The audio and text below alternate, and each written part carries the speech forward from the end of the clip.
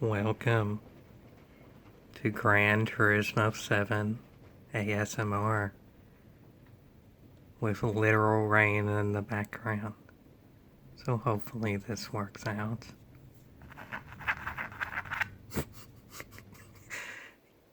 This is a terrible idea. But given that Sony has made it to where I can't even get PlayStation Plus on first party, well, I'm running out of good ideas. Unless I truly do the gaming no money spent, where I just play free games online, and I'm not sure how much y'all would really want to see that. Because really, all that sounds like I'm trying to do is just money, or cryptocurrency, or whatever you want to call it. And also now the rain is dying out, so there's less background music. I was trying to do it ambient and such.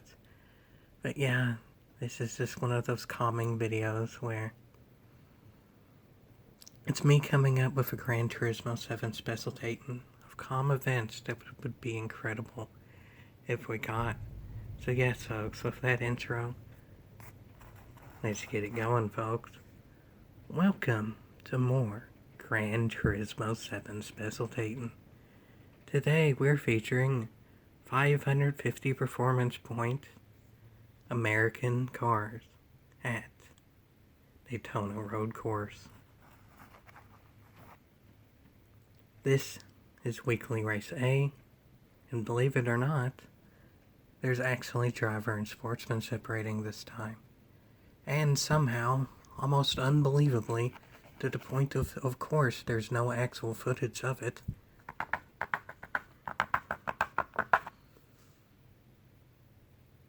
It's actually a balance of performance. There might not be any rain anymore, like was initially planned for, so just ignore that. I guess it's going to be a wet race, but not a rainy wet race. But anyway, because of that, there's quite a few fast cars. And I picked for this the 2002 Dodge Viper GTS. All in all, it was a good balance of performance car even since the game came out, and you could argue even since early Gran Turismos. That generation of Dodge Viper is amazing, and it's the best sounding V10 in the world. So, yeah, I'm starting second. And first is in a Ford GT. It kind of makes sense. It's mid-engine, so it has somewhat more of a balance to it. But given the field in general, I can't really complain too much. First in a Ford GT, me and the Viper starting in second. Corvette's in third and fourth, but then it's actually kind of amazing in and of itself. Somebody actually managed to get that engine swapped.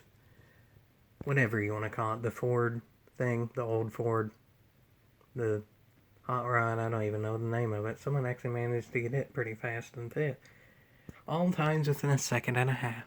So yeah, that's pretty good. And no, it didn't just take me 10 seconds to figure out something because I'm doing it unscripted. Let's get into the race, folks. To begin with, again, the track is wet, but it was supposed to be raining, and now it's... Well, I'll just say this, I don't think it's loud enough to hear, so... That's annoying. But, yeah, it's a pretty good start, though. It's a grid start. And there happens to not be any four-wheel drive because those just aren't competitive for the overall lap time. They probably would be better at the start, but nonetheless, I get about as good of a jump as I can ask for given my reflexes. And I'm pretty much right on the Ford GT's rear. Going into the first turn, it's sketchy once you're up to speed, but really for now, it's no big deal. And with this race only being 3 laps, it's not really too bad, so everybody's clean into it. Top 5 are looking pretty good and all close, and with it being a full 12-car field, with this being race A, I really can't complain too much, and now someone has actually left, so... Pretty sure they got to say the least. But nonetheless, it seemed to be someone in like 8th or something like that. The majority of cars in the field are Ford GTs, but I mean, while Ford GT has the best overall lap, we've done since Gran Turismo 4. The Cas has crossed the Ford GT, so whatever. Ford GT is ahead of a Viper by a whopping 1.2 or something like that, tenths of a second. And then a Corvette is right there too. And I mean, I'm in 33rd place on a Thursday, so I can't really complain too much, and I'm running my own tune and such. The only person that's actually beating me is definitely a name that I've recognized, so that's pretty making cool. So, I mean, now we're actually getting onto the back straight, and it's looking pretty close now because it's been draft. The draft is a little bit overpowered, but I mean, I'll admit, first kind of had it again.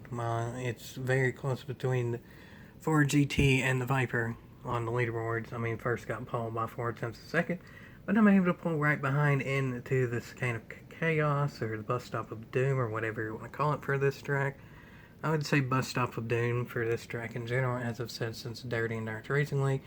And speaking of Dirty Endurance Racing League, you could actually probably call that a block if you really wanted to. Now it seems like the rain is picking up. I don't know if y'all can quite hear it, but that was actually ominous timing if y'all can. And it's kind of gone again, yes, folks. It's literally dynamic weather. Take that as you may. Take that as you may. But it's still wet out there. So, yeah. It's one of those where, theoretically, a 4-wheel drive would be better if you can figure out how to get it up there. And you can argue that means the balance of performance isn't the best, because it's 550 performance point American cars, so you'd think there'd at least be something there. But that's why they need to add the Dodge Ram. So, yeah, as you all can see, too, going into that first turn at speed again, it was a little bit chaotic, but actually it was chaotic enough to where that Ford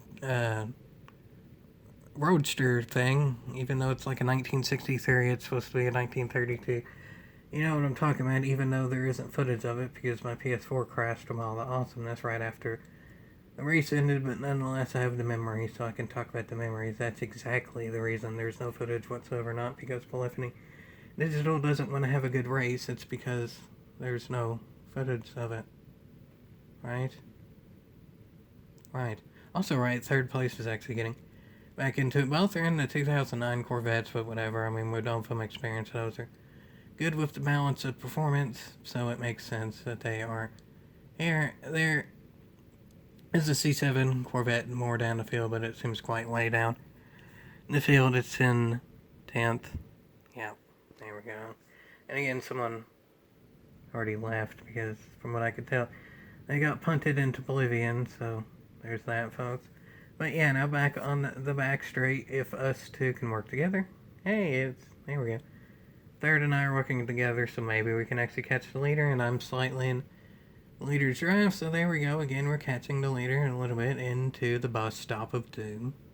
The bus stop of doom. Hey, the rain's ominously going again, so maybe that ends up working out. And it's gone again.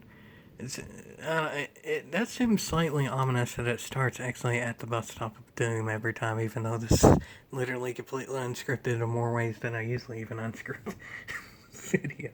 But, and later pulled away again, but again, those two are working together there. Theoretically, I should maybe let the Corvette by, because it has a little bit more straight line speed, but given that this is going into the final lap, I mean, I'm handling better. Let's see what we can do if we are truly really working together into the first turn. And, well, even though I have better straight, or I wish I had better straight away. Even though I have better handling, the Corvette thought it did, and it tried to dive bomb and fell, so whatever. Now it's just me and the leader left. Luckily, it didn't hit me, because it actually went ghost. The Gran Turismo ghosting system worked for once. Hallelujah. That's beautiful. It's cotton picking beautiful. I don't even know if y'all can hear the beautiful ambience that I'm trying to make right now. But there we have it, folks. There we have it. But yeah, actually going into maybe about the last 45 seconds of the lap, I need to get a good run in the back straight to stay in the draft. And luckily I do. I feel like to some extent the leader's kind of toying with me. I mean, first place is arguably one of the best drivers in the world, so to some extent that is a truism right yonder, but also I've done this event for 1,604 miles so far, so you could also take that one as you may. It's worth it, though, because PlayStation definitely didn't screw me over with PlayStation Plus, and I still have the same price for it as I have for the last 9 years, like I'm supposed to. So that's beautiful. That's comp picking beautiful. Anyway, now into the bus stop of doom. It actually worked out pretty good. Oh, well, second turn. The leader is trying to block again and spun out. It actually made contact with me, and believe it or not, even though the leader got loose, then made contact with me, no thought of mine whatsoever. In most points, that's penalty, but this time around, it's actually not. It's literally unbelievable, I'll be quite honest, but as y'all can see, you can see photographic proof of it right yonder, if the PS4 didn't crash right after this, of course, but still, trust me, folks. But anyway, yeah, I actually get to win second, which was initially third, recovered alright and didn't get a penalty for overcooking it, but because of the ghosting system, that's fine. From what I can tell, no one really got all that many penalties, except for one car way in the back. The car that finished in last did end up with a penalty, but I mean, it's scoring last, so it's hard to tell. And actually, if the race is ended, it's looking like the car in last lots. Sportsman separating, so I will save that replay. And it crashed.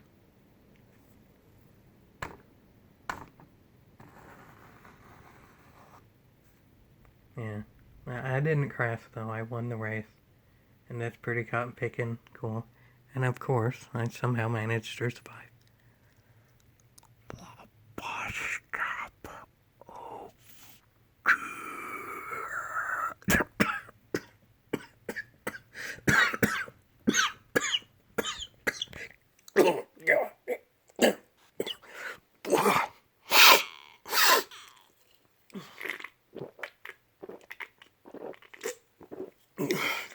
Oh, God, edit. Edit. Yeah.